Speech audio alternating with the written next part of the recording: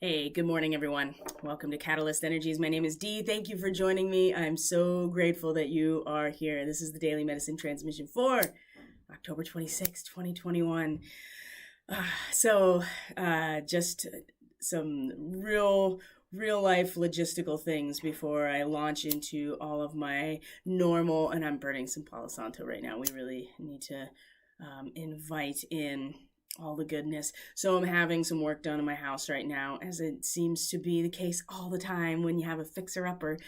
So there are some wonderful people in the basement replacing the furnace, and there's noise. There's just no getting around it. So just to hear some banging and some loud noises and whatnot, that is them hard at work. And I just, every time there's a major upgrade on my house, it really does feel like that the timing of it is so in line with the timing of other things happening energetically and out there in the world, that it does seem like that, again, another upgrade is on its way, if not already in the process of being installed, right? So we're going to talk about that today, and the natural flow of changes that there's no getting around, right? And our work really is to be able to learn how to be in alignment with those changes, to be in the flow with those changes, the natural flow of those changes. That is really the only constant in this universe, is the change that goes along with growth. I mean, that is kind of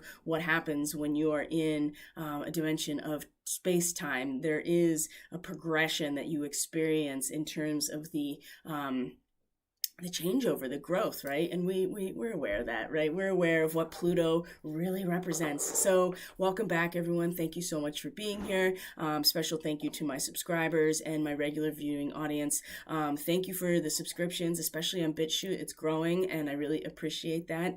And YouTube as well. Like, it's definitely growing, and I appreciate that as well. So thank you for being here. I love your comments, the dialogue, the interaction is so informative, and it really does teach everybody, including me, to have these conversations. And boy, there's been a lot of conversations lately, hasn't there?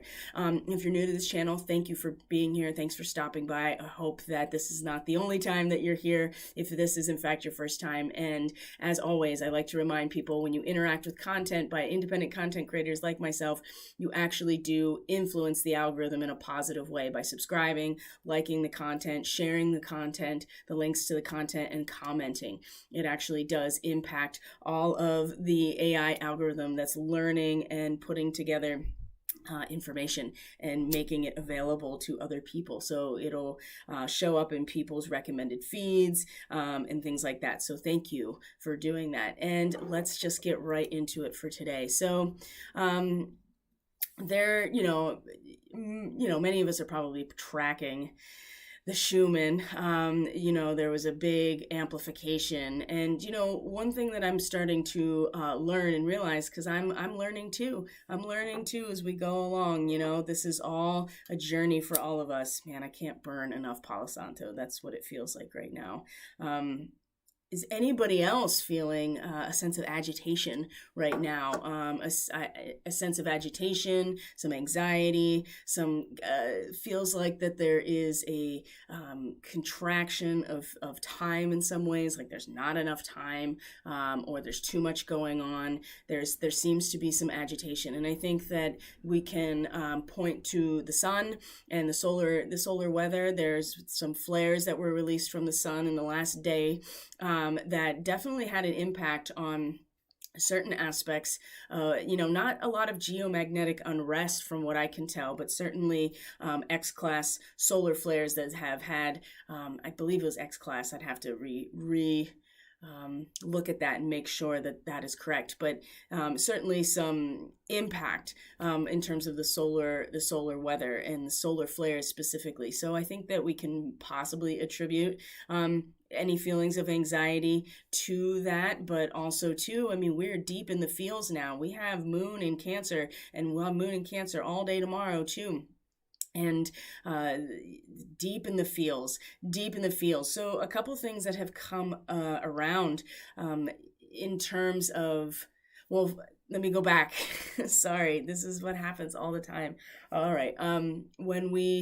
When we look at the Schumann resonance, for instance, one thing that I'm starting to learn is that when we have those really big spikes, right? Those big spikes, when the white field in the graph itself becomes more pronounced and it shoots up to a really high hertz level. What I'm discovering is that this is, and we talked about this, right? The amplitude, it gets bigger, and it gets a bigger wave function in that moment, but it's usually the introduction of something, right? It doesn't necessarily come from nowhere. So lightning is a huge factor in the amplification of the Schumann, right? So lightning impacts the amplitude. Geomagnetic unrest, of course, we talked about seismic activity will do that, and solar flares, solar weather will do that. But one of the things that I found in my cursory research about some of this stuff is that there is a designation of unknown forces, energetic forces that will cause amplification. So many people do believe or operate under the idea that our relationship with the planet as a whole, right, as a collective, will have an impact on the Schumann resonances, specifically that amplitude. And I do feel like that there is a connection. There is a growing body of evidence in terms of the physiological connections between biological life and these types of spikes in amplitude. So where they're coming from and what is stimulating these large peaks in amplitude, is variable. And there's a lot of things happening on the planet in any given moment that we're not going to be fully aware of in its entirety, but we can feel it out. And it does feel like that there have been an increase in amplitude. There's certainly been an increase in solar weather now. And that's something to consider in terms of maybe feeling agitated or anxious, deeply in the feels with that Cancer moon, right? So we are looking for emotional security, looking for something to root our self-esteem, a sense of belonging somewhere that's very protective. That's coming through. And there's been a conversation going around about that. And wait till you see the reading today. We had that 8 of Roses yesterday that has now flipped itself on its head. And so what I do feel is that as we're getting further into the moon in Cancer, right, really getting into the meat of the sign, right, into the middle of it, there's this tendency right now, I can really feel that people are kind of circling the wagons. But the thing is that our basis of perspective and reality is changing so quickly right now that you may circle the wagons in an effort to protect or preserve yourself, and your perspective on reality changes within the next day. And then all of a sudden that's not even relevant anymore, right? And so there's some significant changes that are about to happen. We haven't finished October yet. We haven't finished this lunar cycle yet. We still have Mercury in its shadow. And we still have Mars in Libra, even though now it's at the degree of the full moon, right? 28 degrees Libra.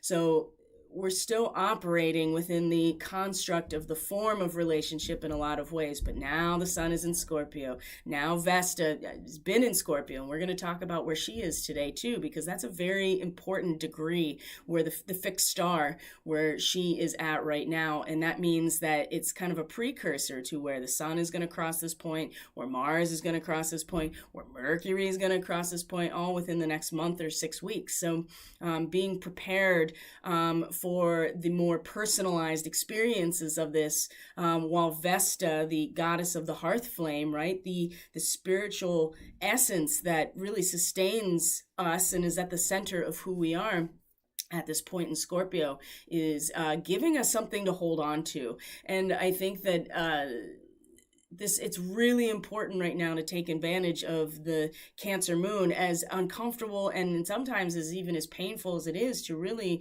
understand where you belong and where you're rooted and where you feel safe and secure. And maybe, just maybe, there are things that are happening that we don't really like personally or through our ego that are really setting us up to be in the right place when the time is right. And there's some things in my personal life that I can relate to. So I'm just curious how people are feeling, if they're feeling any sense of agitation. Well, I'm just popping over to the chat now. Hi, Megan.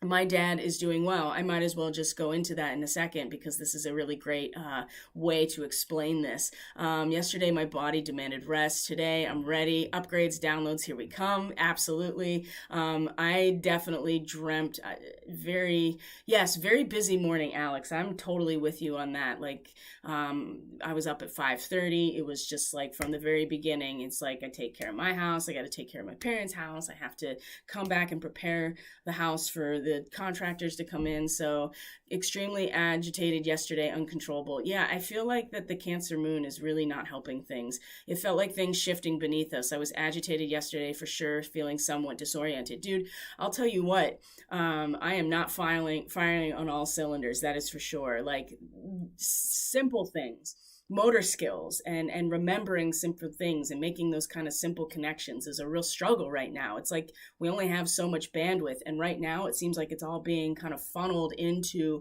something that we don't quite know or realize just yet, and it's like restructuring all of us. Good agitation. Feels like tides are turning in favor of the good.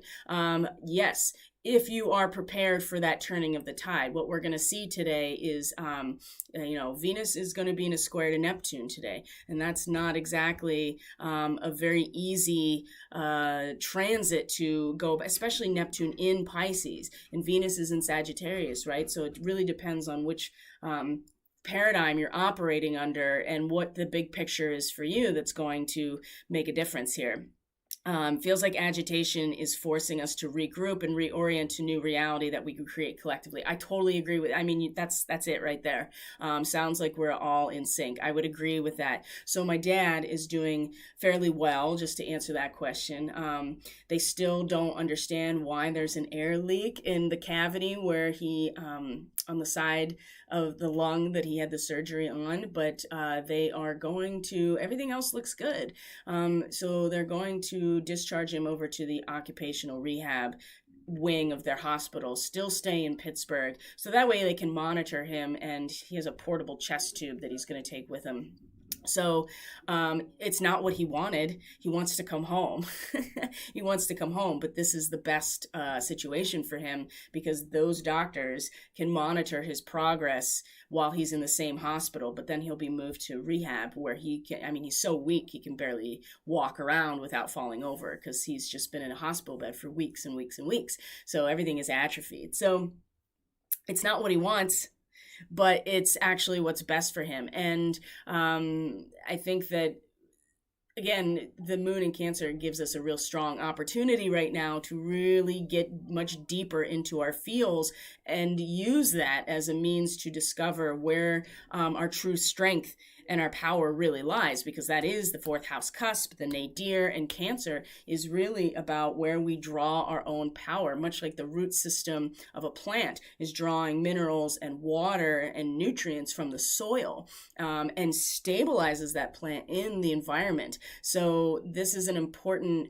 time right now for us all individually and in our own fields to really interface with where we belong. And it's not, again, it feels like it's a restructuring, and it feels just like Barbara said, the agitation is forcing us to regroup and reorient. And I feel like that's really what's happening, that being or regrouping, reorienting, being kind of forced off of our balance in some ways. And as we look at the astrology for today, we'll see how this is being supported in certain ways and really being challenged in others. And I think the Venus squaring Neptune today is already a challenging aspect to behold, but it seems extra agitating because it's Venus in Sag, and Sag is a fire sign, and it's probably one of the most like it's how do I say it? It's not cohesive. It's more like if it's very supportive if you are just like Jupiter is supporting the paradigm that we're all operating and creating from. But if you're not engaged in that paradigm, or if that paradigm is actually crumbling in some ways, or isn't actually fulfilling you on other levels, especially when we're talking about Neptune and Pisces. I mean, Neptune, especially retrograde, right? Just dissolving everything around us on a social level, a social collective unconscious level, even dissolving everything down to just its baseline experience. And Pisces very much is about experience, right? Being completely immersed in the social and collective experience where you don't even have a boundary between you and other.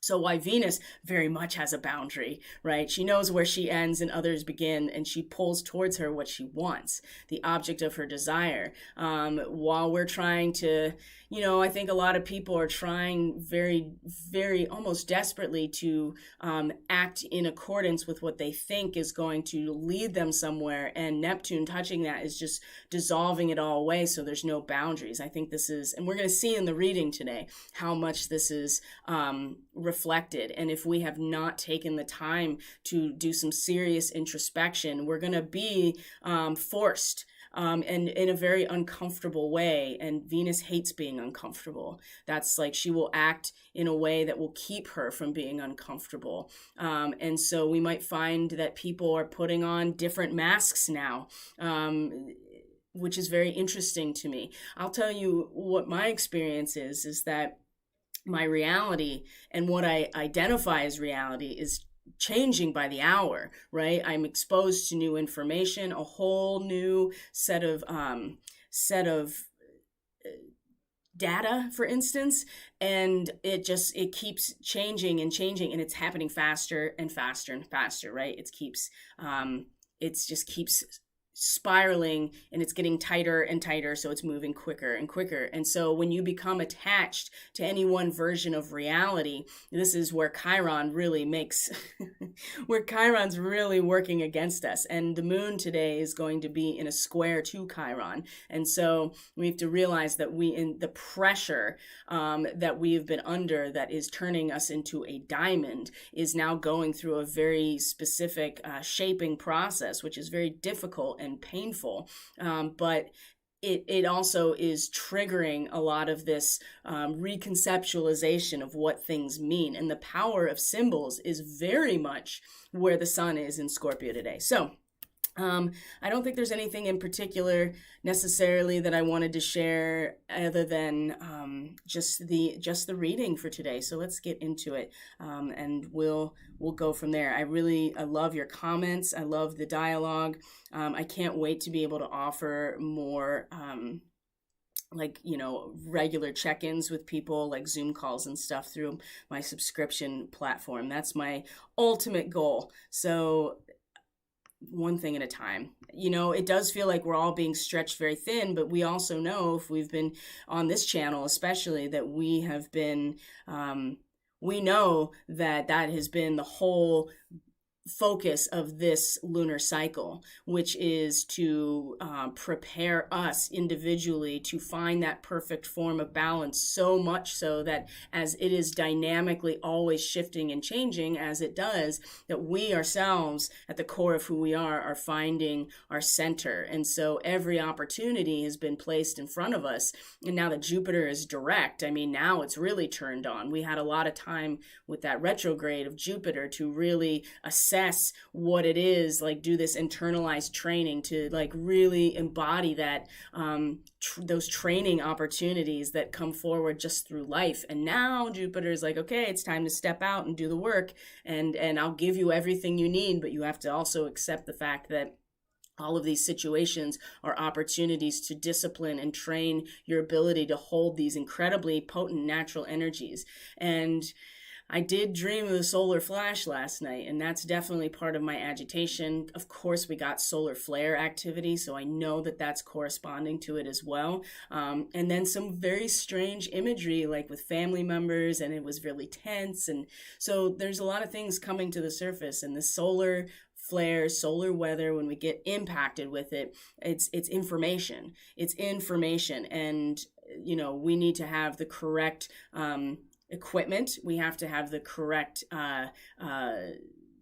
hardware in a lot of ways in order to be able to move these things around and to maintain ourselves. And I do feel like that is happening right now, as uncomfortable as it is. So we have a lot of reversals in this reading today, a lot. And so I do feel like that things have been kind of shifted onto their head in some ways to get us in preparation for a natural flow, a natural change, which we see here as our outcome is this here, the Two of Discs, which you have the Ouroboros in the figure 8 position with the yin and yang centered in both areas, because that's, that is the only constant, and things are about to shift. And I feel like that so we see here that the Hermit, this has been coming out a lot, the Hermit here reversed as our causal factor. So we know that this is the Virgo energy. We also know that this is Saturn in Aquarius, standing for the search for wisdom.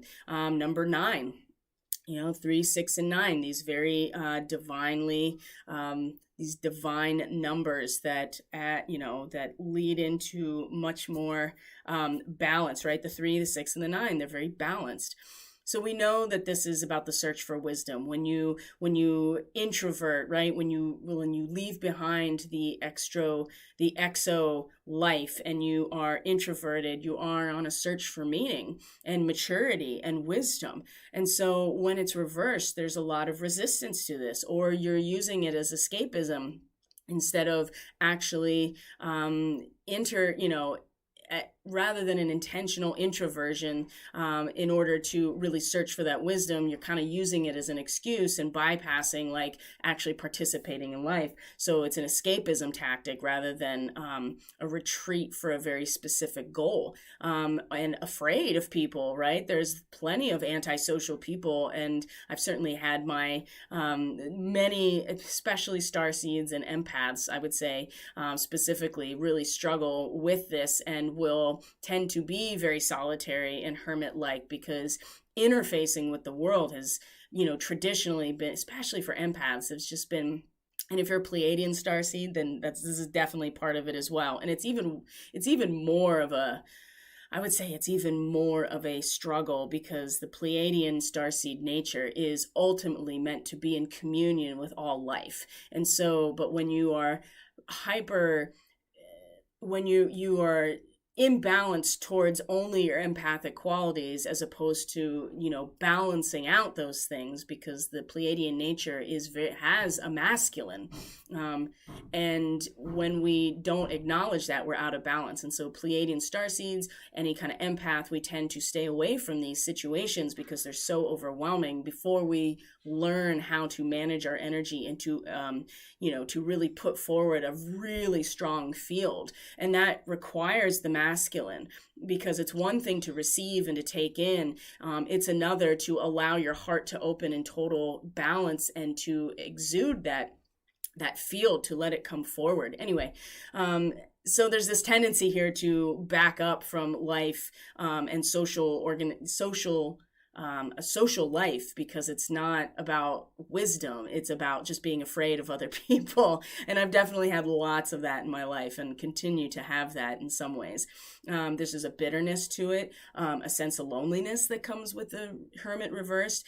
And it's not retiring from life for introspection into self at all. That's the other side of it, is that you refuse to go inward in that search, right? You continue to bypass that introversion to really understand yourself and just keep doing what you're doing on the outside, and not actually coming to any realization about, or any search for wisdom, any introversion whatsoever.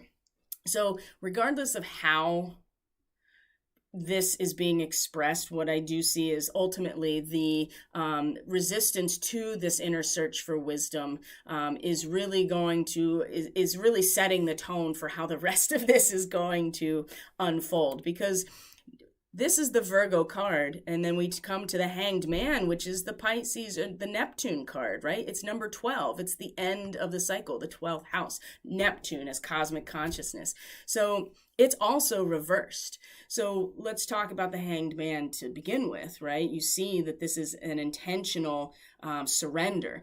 If Virgo or the 6th house is the surrender to the self and the works that are required in order to facilitate the activation of your highest potential, if we're going to take the mission statement here of Catalyst Energies, the 12th house is a surrender to the whole thing. You're surrendering to the collective unconscious, you're surrendering to source, you're surrendering to the end of the cycle. And it's conscious, it's a choice.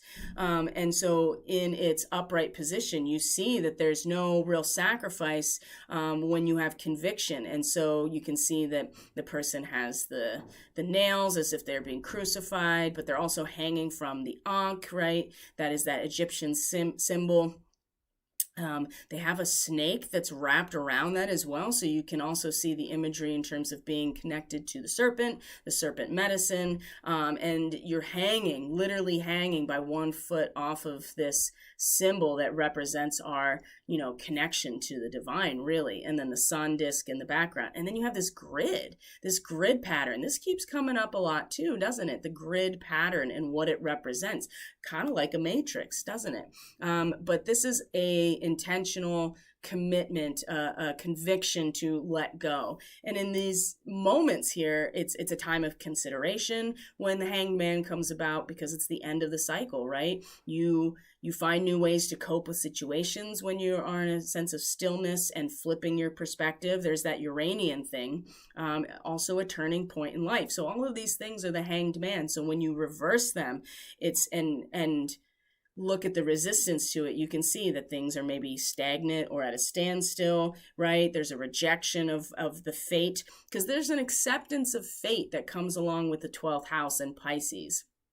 There is an acceptance that everything comes back around to the end of the cycle. And no matter what you've done, what decisions you've made or other people have made in the social context you're part of, everything comes back around. Like there's no getting away from it. So there's also a mature acceptance of fate, which is nothing more than a cause and effect relationship that comes along with this card as well. So again, reversal, there's a rejection of this. Like, I don't want to hear it. I don't want to accept it. A loss of perspective as well. And certainly a standstill. So the heart here, there is collectively, I think people are really finding some real resistance to just releasing into the flow of what is.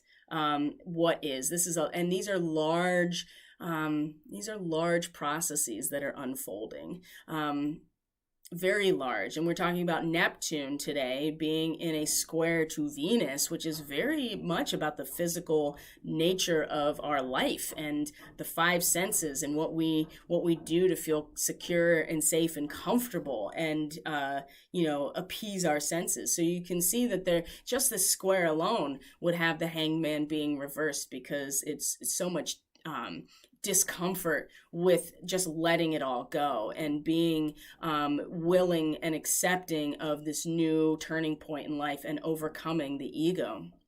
Because Venus is like, no, I'm just going to fake it till I make it, right? I'm just going to keep, and there's a couple pieces of imagery today that have to do with our ability to imitate and play and make believe that allows us to actually step into a role that hasn't fully emerged yet. And that's something that's really important to remember too, that we don't see the full picture yet.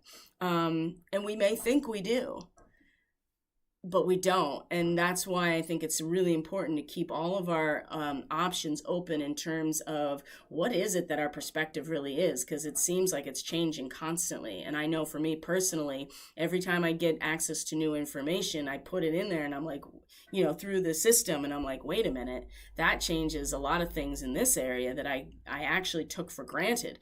Again, this symbol is going to be really important for where the sun is today, about taking these things for granted until you want to start pushing back. So we see that there is a real resistance to the surrendering on a personal, individual level with the Hermit, and at a collective level in our relationship to that. So when we find where our this is about the only thing that's upright in this reading, actually, this only card. This is our saving grace, which is where we are rooted, is this sense of balance, right? The Seven of Forces. And there's 2 sevens in this reading, right? There's 2 sevens here. So one on top and one here. The Seven of Forces, the balance, right? You can see the balance of literally the Libra scales. You have these contracts and these scrolls. There is light coming in through this open door. That's important as well. This looks like Pisces, right? With the wheel on the back of the chair here. There we can really draw our power from a sense of balance, a sense of what is reciprocal, what is just, what is fair. And forces show us that, there's an action that's oriented to this particular symbol, that we have to actually take some level of action, even if it's small or minute. We do have to be part of the process of balancing the scales. And that's, Libra is a cardinal energy, cardinal air.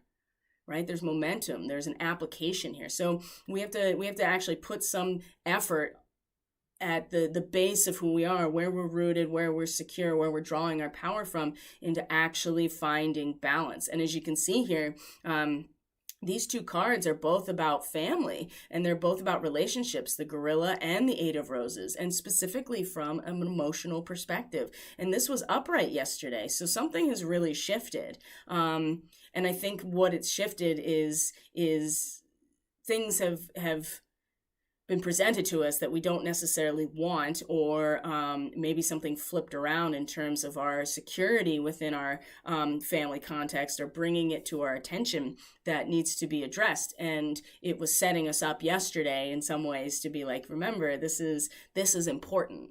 And with the moon in Cancer, this is primary. We are emotionally feeling where we belong and feel safe emotionally. Where's our self-esteem really coming from? Where do we feel like we belong? Where is our loyalty lie? All of these things are very Cancerian. So, but we can really draw power. This is, like I said, this is the only upright card that's not, the animal cards are always upright, but everything else is reversed. So this is showing us right now that this is like our saving grace, that we have to work towards or do something in order to find or get this balance, to achieve this balance, because we're definitely not feeling balanced. And this is where our attention is, the Queen of Forces. So we as individuals, we're not feeling this at all, are we? I definitely woke up feeling fragmented, agitated, disharmonious. That certainly is a lot of what this reversal represents. Fragmented energy, agitation, disharmony, a misuse of power and influence. That's a big thing too. I mean, this goes back to that serpent medicine where the hanged man, that's where he's hanging from, is the Ankh and the serpent. Like, the misuse of power and influence is directly related to the Kundalini not being used for what it's intended, which is healing, right? That is the power, is the healing. Everything else is just manipulation at that point. So we can be experiencing a really serious imbalance in our energy or a loss of power right now. And again, this seems to be the case in a lot of different directions. Or we're left in the dark and not know what to do next. I think that will certainly agitate these aspects even more, right? The Hermit reversed and the Hanged Man, right?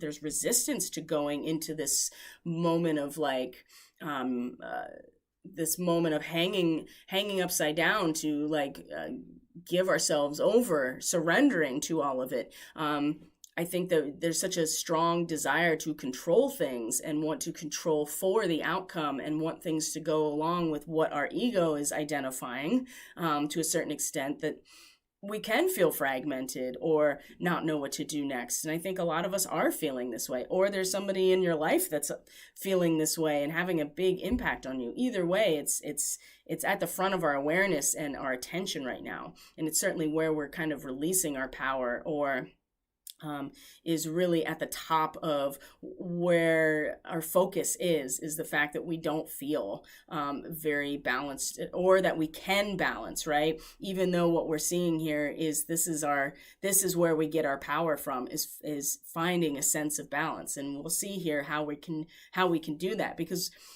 we have the Two of Discs, which is change. Okay, right? Here's the serpent again, the Ouroboros, right? Eating its tail. It's got a crown on, so it's certainly it's showing us that there is royalty. There's a sense of sovereignty. There is a sense of leadership, with the crown and the corona, or the crown or the halo, right? There is some divine nature to this in some level. And then you have the yin and the yang. It's Jupiter in Capricorn. So as you know, Jupiter is the ruler of Sagittarius. And so as it moves into that first decan of Capricorn, it's still holding on to the power it had when it was in Sagittarius. So it's now starting to solidify, but things are still amorphous enough that they can shift and change naturally. This is very harmonious when it's upright. Then 2 is the first manifestation of something being created from the ace or the seed, but it's reversed, right? So despite it revealing to us the natural flow of changes, that is the harmony of all the universe. Again, here is the inability to accept change, the clinging to the status quo. This is what we are collectively addressing and feeling into. And even if you don't have anything in particular that you're agitated about, you are picking up on the collective agitation, because things are changing. And it depends on what paradigm you're operating under if you identify those changes for quote unquote good or not. And certainly it's all leading to a very natural changeover. What we apply to it in terms of our perspective is really our perspective. And for me, it's constantly changing, right? The more, like I said, the more information I have access to, the more that I am processing material, and certainly the more information that's coming in from the sun, at least. It's it's a really good sound advice not to be attached to any version of reality at this point, because it's changing so quickly. But this is really showing the inability to accept the change and a clinging to the status quo. And the Hanged Man being reversed really speaks to this as well. Really, really impactful. Oh man. So what can we do? Always, what can we do? That seems to be the $1 million question. So we saw this yesterday, the Eight of Roses, right? The Sangha, the community. Now that it's reversed, this is a pretty standard dispute with your friends, your community, feeling like you don't belong anymore. Things don't resonate, or you don't resonate with the people any longer. You are interested in new things and want to step away. Oh, that's very interesting, right? And there's nothing wrong with any of these things. And perhaps it's being kind of foisted upon you, right? You didn't choose it, but this is what's happening. Again, or you feel like that you're not going to have access to this community as much as you'd want to. But it's important with the gorilla, for instance, we are taking the time to nurture what relationships we do have, right? People are always changing and evolving, which goes back to a shift or a change in your community, your friend group, your family, the spiritual community or the Sangha. People are always changing and evolving. And so resonance is going to also change and evolve pretty steadily. And so if these relationships really truly matter to you, and you want to make sure that they remain in your life in some fashion, then you have to actually take the time to converse, to nurture the relationship, and to communicate in order to understand what's happened. Not everything is going to be worth that time. And as we saw yesterday with the winged messenger, there was a message there in the dispute, right? Something is there for us to see, either that we walk away, or that we change our strategy about how to address this, or maybe there's nothing we can do. We just got to let other people kind of run their course about things. But this is showing that we can actually have an impact on these relationships, even if they don't resonate. We can at least understand that and come to an understanding of what that means. Now, when it comes to the actual of us feeling like we are not in control, we're agitated, we're disharmonious, right? There's disputes again. The cheetah is about how important it is that you are precise with your manifestation abilities, right? It's very important that you are masterful, because it's very easy to bring to you that which you actually don't want if you are if the power of the symbols are being embedded in your subconscious and you don't realize it, then you are in fact creating something at a collective level that you don't really want, but you don't even realize. And if you're agitated, disharmonious, if you're thrown off your center, if you feel disempowered in any way, that you can't balance the poles of who you are, then yeah, you are like fodder for something else. So this is saying that it's really important that we are clear on our intention. We impose delay tactics that keep us from our purpose, right? We tell ourselves that there's not enough time, there's too many things to do, that we aren't actually, we're not actually here to do a mission. That's just reinforcing some sort of ego construct. Whatever it is that's self-sabotaging in terms of what you're here to do is going to come up when you're agitated and disharmonious and feeling disempowered, right? When you as a person are feeling that way, you then start to allow these things to seep in. The cheetah is, you have to be very clear on your attention, and you have to go for it, or be aware of what you need to do to go for it, and not get pulled off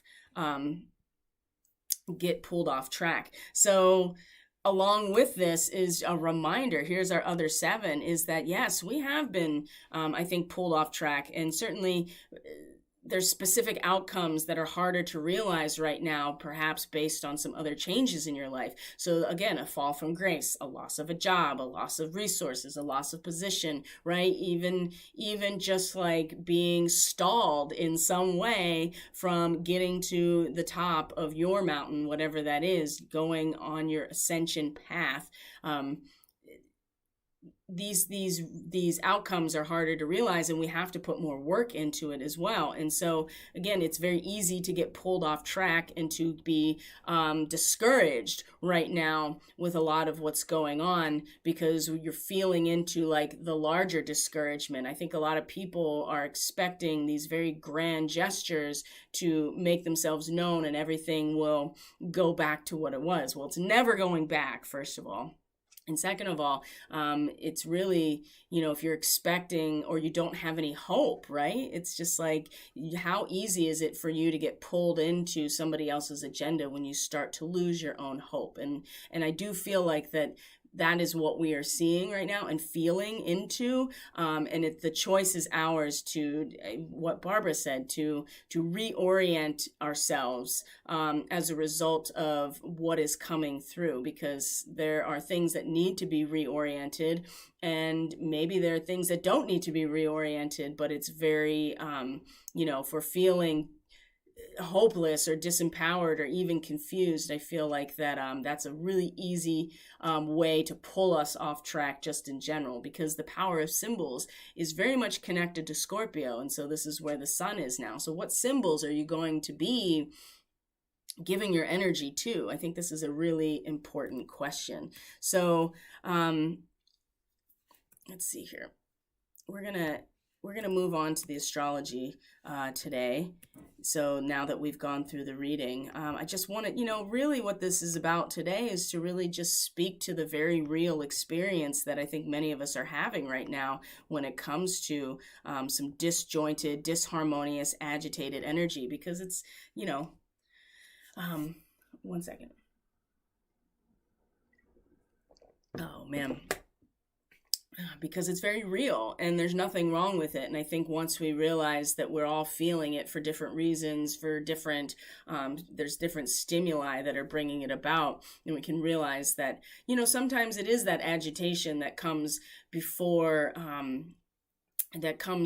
like massive change. And I think that it's just going to be really difficult, that collectively there's a clinging to what was, and a really strong, something very strongly resisting this natural change that is happening whether we like it or not. It's just that our perspective or our position is going to still be clinging. And the Hanged Man being reversed is a pretty strong indication that there's not a concerted surrender, an intentional surrender, that there's resistance to it. And it's because we haven't, when I say we, this is a very large collective generalized statement. It's because we collectively, people haven't taken the opportunity to really go back inside and question everything that they have come to accept as reality at this point, because it's changing very rapidly, and what that even means, what reality even means to us, I think needs to be explored in general. So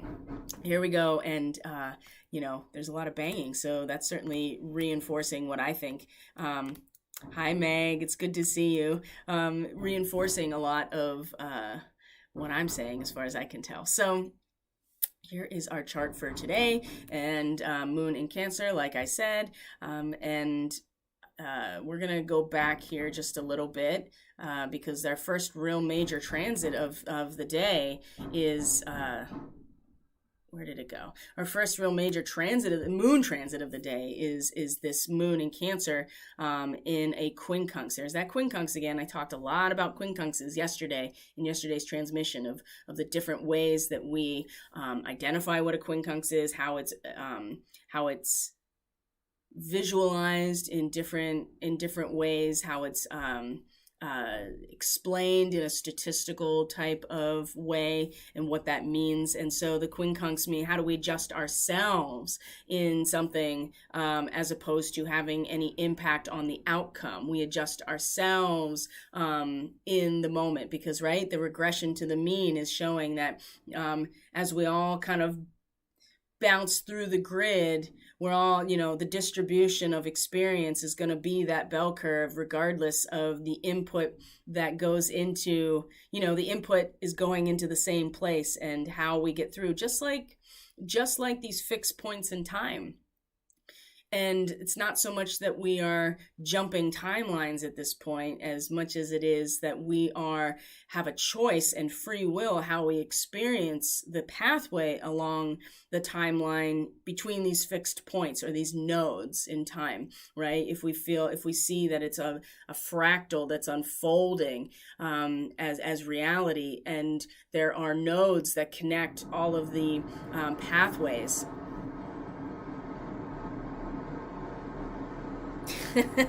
Oh my God, I hope that's not too bad. Somebody let me know how distracting and awful that is as I go through this, because I think that I might have to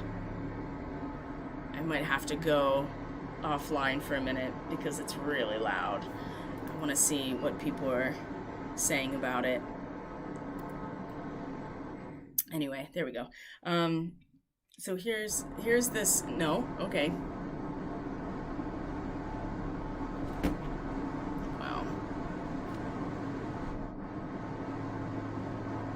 I really want to talk about the astrology too, because it's really important today, and perhaps I might have to go wait until they're done with this part.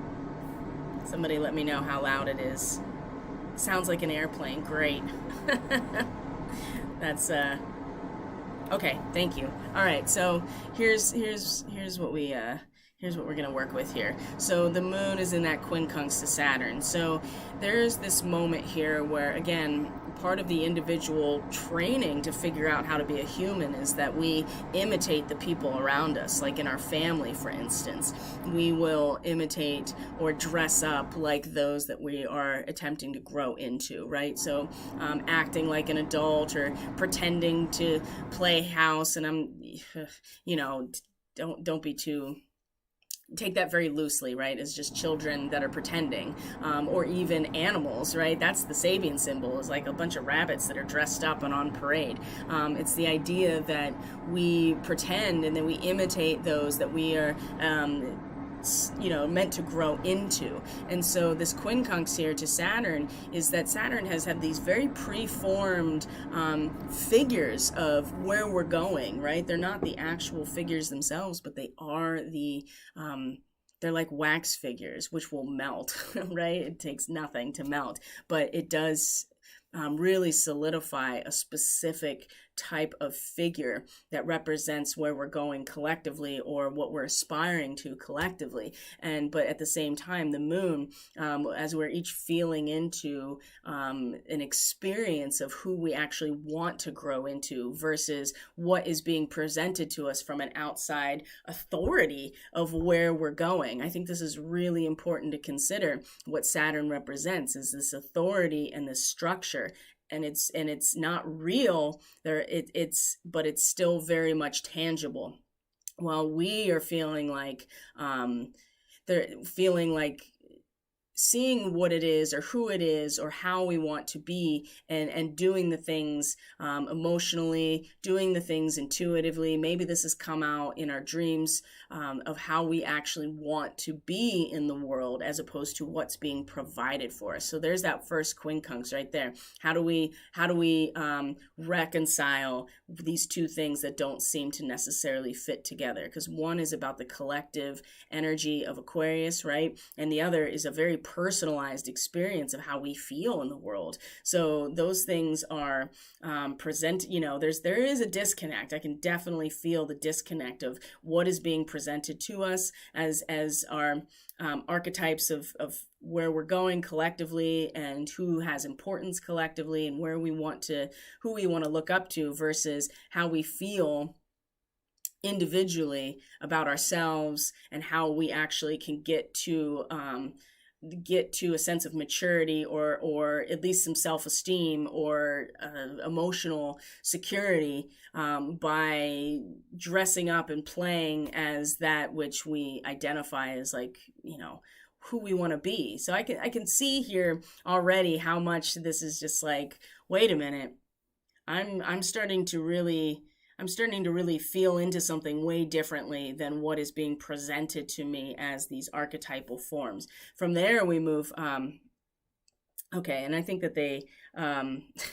so it's some sort of transportation type of noise. That's kind of funny. It's not too bad, and it seems like that they've moved on from what they were doing. So next, the moon is going to be in a square to Chiron, as we can see here.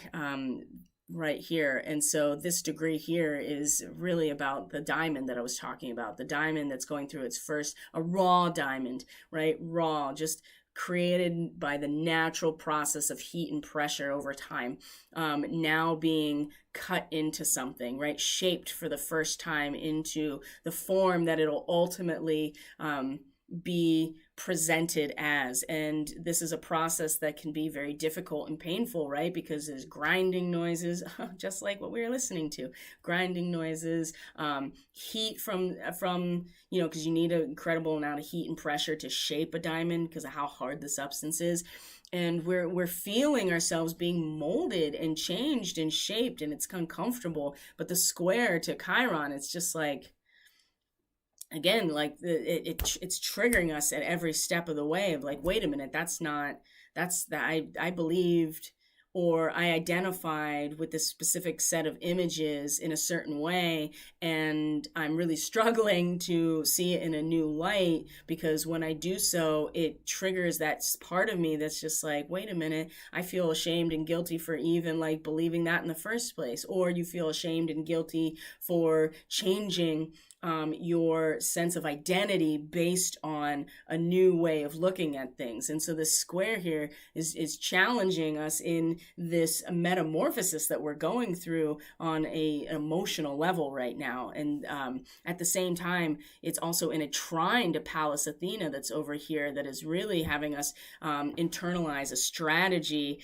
of mastering the realm of the collective unconscious and the transcendental experience, because that is Pisces. So as difficult as it is, it's finding some traction in the connection to a strategy, an internalized strategy that has us, just going for it, like mastering our our spiritual gifts, right? Our sense of intuition, our sense of psychic power. It's like whatever those cities that we talked about, right? The cities that are a byproduct of just your spiritual journey, right? You become more psychic, you become more intuitive, you can start channeling, you start to be able to see the future, right? All of those things, levitation, all of those things, those are just byproducts of the spiritual journey in general. And so, but there's a strategy that we can really employ for ourselves that has us really, really grasping onto that and just going for it. And so there's something here that is as painful on a personally emotional level with this moon in Cancer as it is. There's something to be gained here from a strategy that has us really just going for it, like just shooting up through the sky above the clouds and like really mastering that spiritual realm and the harnessing of it. I think that is a really, while the moon is squaring Chiron, it's just kind of like you can acknowledge that this pain is here. You can acknowledge that it's uncomfortable. You can even acknowledge that you're really struggling with the ability to transition from one set of belief systems about yourself to another. There's nothing wrong with that. And in fact, you'll learn a lot more by leaning into the square. But the trine at the same time is just like, this is where you find your footing, right? You find your footing, you find your tether to this process while you're going through the uncomfortable square. So and it has to do with your ability to really harness within you your spiritual qualities and the realm of Pisces, right?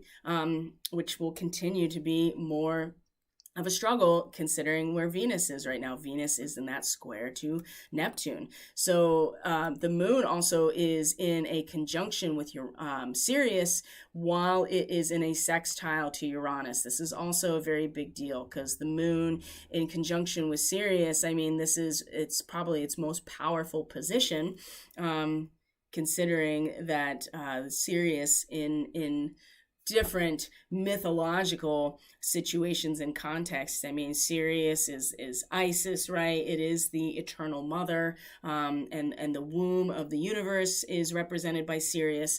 And so the sextile to Uranus at this point is really an incredible investment opportunity. So, Uranus doing the Uranian thing, again, turning us upside down and in a very material, physical way in terms of our resources, our actual currency, our land, our bodies, whatever, right? Whatever the Taurus nature is really representing for you. And that really does depend on where you find it in your chart.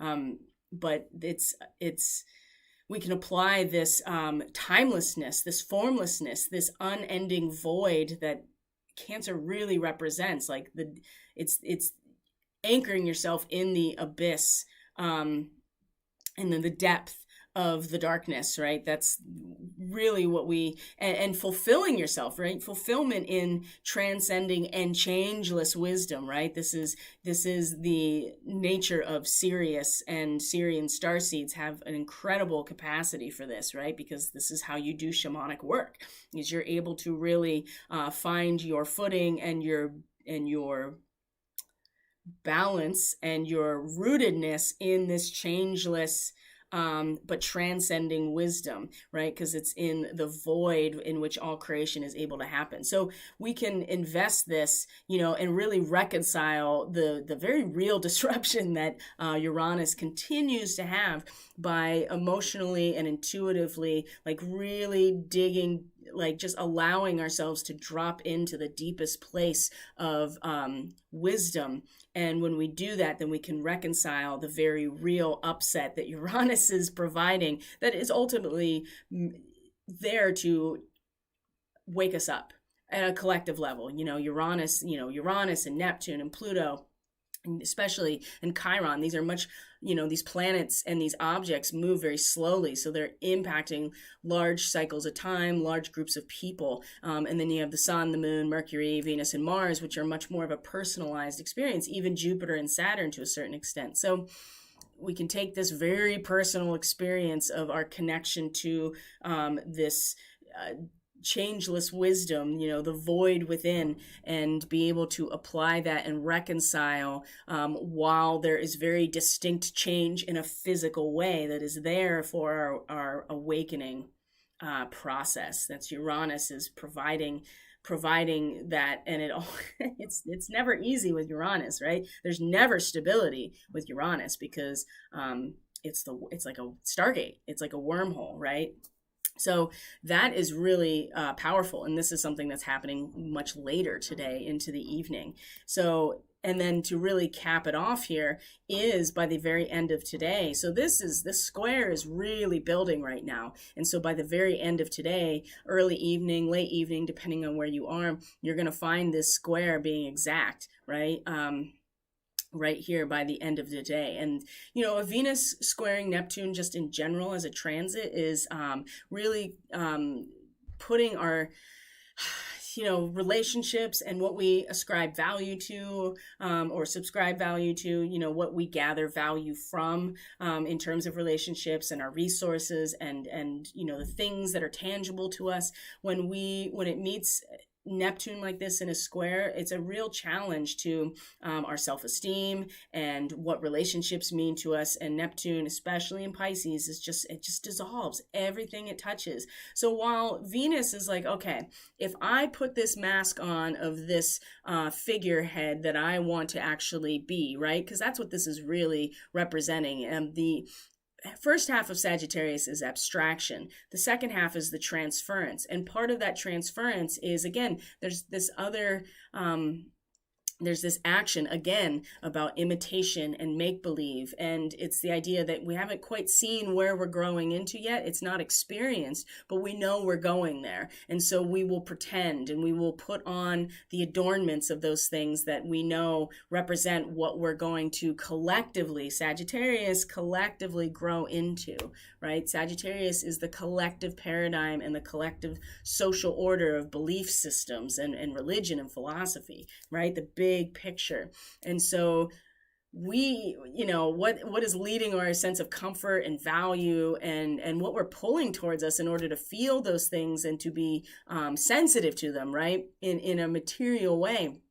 Is like, I don't want to say fake it till you make it, because it's not really what it is, but it's more like the shaman puts on the mask of the particular deity that they want to bring forward, and then through the process of their ceremony or ritual or whatever, they become who the mask of who they're wearing, right? As a function of putting on the mask and acting, right? There's a lot of acting that goes along with this particular degree because it's part of the transference process. So while we're acting, right, and we're like, oh, if I just act out these particular aspects that I know we're growing into, then I can feel comfortable and safe and secure. Well, the square to Neptune is just like the only thing that you really have at this point is a very singular but very vague and almost naive tactile sensation of what's to come, right? It's very, but it's moderated too. Like there is a sense of there's a sense of goodness and support standing by while we collectively are just very simply trying to, just interface with what is new, what's to come that is new, right? It's like, it's like petting the lamb, the little kid petting the lamb. Oh, that's so nice. And it feels really good. And there's nothing there that is, there's nothing there that is negative. It's just an experience, right? Again, there's that Pisces aspect of experience, but we want to kind of control it a little bit, and do things that allow us to feel secure in the moment. That's just like, well, if I act this out, right? Or if I put on this mask, or if I put on this outfit or whatever, right? Put on these accessories of where I think I'm heading to, or that we will grow into together, then I will feel safe and secure. And this is a real challenge to that. And now you can see how the reading itself is really factoring into all of these astrological aspects that are making themselves known. We also can see that by tomorrow, let's just look at it. By tomorrow, the moon is going to be in a square to Mercury in Libra, right? That is just now past the degree of the new moon, the cycle we're still in. Mars is in the degree of the full moon, of the sun at the full moon, right? So it's becoming aware of spiritual forces surrounding us. This is really important that we acknowledge this part of ourselves is awake and aware, and is ready to act on that. Is just like, oh, we're surrounded by each other, right? Here it goes back to the, feeling into where you belong, where you feel emotionally safe and secure, what that feels like, what that looks like, and Mars really acting on this very masterful arrangement of the social order, which is you're never alone. Like, even if you feel like you're alone, you really aren't alone. Even physical or tangible or intangible, we are surrounded by forces that interact with us, and other dimensions that we don't actually interact with on a daily basis. They're still there, right? So we're being surrounded, and Mars is acting on this. We are acting on it from our own personal and subjective way, because that's what Mars represents, the idea that we are being supported. So it kind of is bringing us back to the full moon, but this time Mars is acting on that, as opposed to the sun just illuminating this fact and illuminating what the moon represented. So the moon is going to be squaring Mercury, so we're going to, how we feel and what we think is going to be at odds with each other, of course. And that also means that throughout tomorrow, the moon not only is going to meet Venus in a quincunx eventually, but it's ultimately, the big one is that it's going to be in an opposition to Pluto. So even a sense of oh, and you can even see that there's a yod right here. Wow, look at that. There's a yod right here surrounding this opposition at the very same time. And the yod is with Venus and Jupiter. They're going to be in a sextile, these two benefic planets that are going to be in a sextile with each other. And then both of them, these quincunxes to the moon, right? And so it's all this energy is kind of like pointing down to our own individual ability to feel safe, secure, emotionally secure, grounded, rooted, ready to shine forward. Because that's, when the moon comes into Leo, then we are ready to allow the Kundalini to release. We're grounded, we're secure, we have a strong root system that is going to stabilize us. And then we can start growing upward, right? We can start, the flowers can start blooming, the vegetative growth can start getting really strong. With a stable root system. So you can see all of these larger energies that are about the collective, right? Sagittarius, Capricorn, even Aquarius. These are about the collective in general, all really addressing and pointing down and drawing down, literally drawing down the moon. Wow. That phrase has been in my mind a lot lately. I know it's a book about goddess worship and Wicca and the feminine. So that's something to consider as well, like really pulling all of this energy down into a sense of our own stabilization at an emotional level, because we need this. And I want to look, this is definitely focalizing our inner potentials, right? Having a critical and objective approach to society, because when you get into that last decan of Cancer, you are becoming very sure of yourself. You're becoming very aware of who you are within this framework, and you will become very willful in a good way, and you're creating a space in order for the sun to shine very brightly. And this is all symbolic, of course. So you can see by the end of tomorrow, all of these larger energies in these collective zones are going to be the moon is going to be pulling all this energy down in terms of massive transmutational opportunities. And then and then the opposition with Pluto, which is really going to be a struggle in a lot of ways, as we see. But at the same time, if we are rooted, if we're taking the opportunity today to get ourselves like emotionally very secure and rooted, then we will be able to find the balance point with Pluto that is, you know, destroying everything that we have built up, that's given us a sense of like comfort and stability in an institutional sense, right? This is the destruction of the old guard. And so in some ways it's been controlled demolition, right, from some angles, but this is, you know, what we do with that is really up to us. And this is a big part of that, is what the moon in Cancer, we each are having this opportunity to really find our space and our sense of belonging in the face of all of these much larger things going on. And yeah, I feel like that really sums it up. So I'm going to leave it there. There is a fixed star energy that I want to talk about tomorrow. That is where Vesta is, and I'll keep it for tomorrow, because this has gone on pretty long today. And what that means, because it's and you can look it up if you want. It's, let's see here, I'll just give you a preview right now. We are looking at fixed star Zubin Escamali, right, which is in the, here, let me show you here. Yeah, it's in Scorpio, but it's in the constellation of Libra, and it's really provides a lot of psychic ability and psychic connection. And if you look at this degree of Scorpio in particular, it's the ability to channel and transmit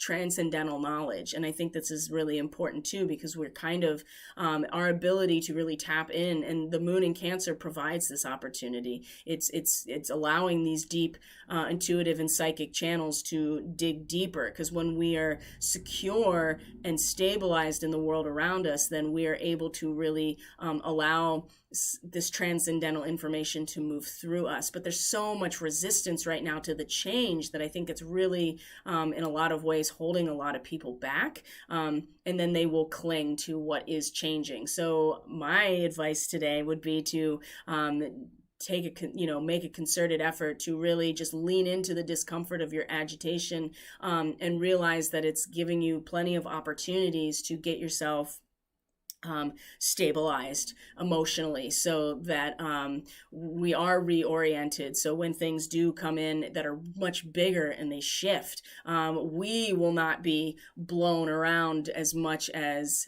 maybe other people who are not willing to re-examine what they consider their own what they consider reality, or accurate information. I think all of those things are really important. So anyway, my friends, thank you so much for being here. I truly appreciate each and every one of you. So, of course, if you are interested in reading or energy work to support your process, you can book with me on catalystenergies.net. So I am still offering the How Does It End reading up until the 4th of November. So it's $99, and we look at the whole, the rest of 2021 for your personal chart. So you can email me about that, or through social media. That's all linked in the description box below. If you want to get on my emailing list, I send about 3 emails out a month that is just updates to new services, or if I'm making a specific offering or anything like that. So you can go to the website, and the splash page pops up, and you can just put in your email, and then you'll be on my emailing list. And I will not spam you, I promise. No more than 3 in a month. So that's just if you don't want to be on social media to find out what's going on, but you still want to be up to date with certain things. That's a great way to do it. And let's see if there's anything else. No, I don't think so. So if there is, remind me and we can talk about it. Otherwise, have a great day. Enjoy the moon in Cancer. This is a powerful time for each of us individually and emotionally. Be willing to lean into a little bit of discomfort and see what it teaches you, and be willing to be uncomfortable just for a little bit to see what comes from that. So I love you guys. I appreciate each and every one of you so much. Thanks for being flexible and with all of the work going on. So hopefully that'll end today and tomorrow, and we can get back to the normal routine. And I will see you guys tomorrow. God bless.